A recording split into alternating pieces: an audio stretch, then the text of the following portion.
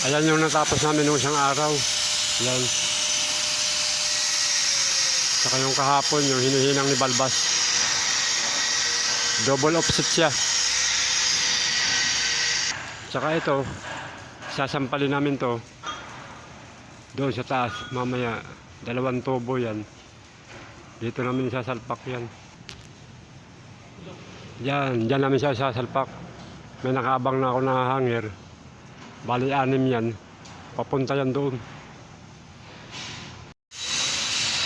Dito mga kasiti, yan ang riser. Yan nanggagaling yung supply ng tubig. Papunta sa taas.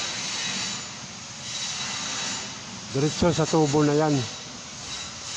Yung tubig. Ayan, may jet valve na siya.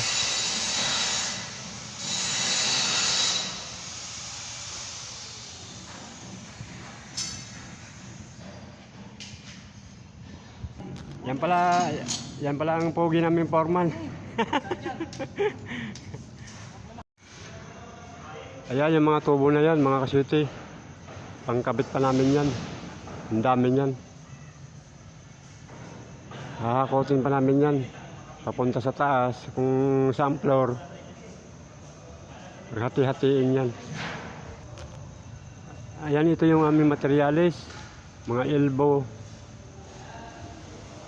T, saka reducer. Kasama yung mga plans. Ayan, ito yung plans, mga kasiti. Saka yung aming trading machine. Ayan mga kasiti, ito yung area namin. Ayan.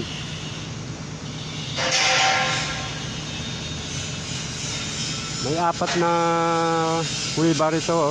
Tunnel mga kasiti, 4. Panahon pa daw yan ng hapon. Tapos dito sa baba, naghuhukay yung backhoe para sa deposito. Ang lalim na.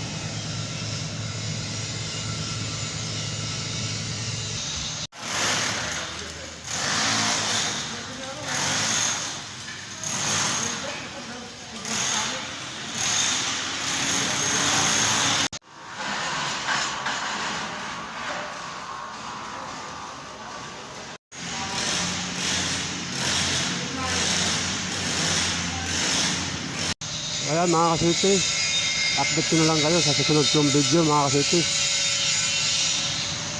Maraming salamat sa inyo mga kasiti. God bless sa inyong lahat mga kasiti.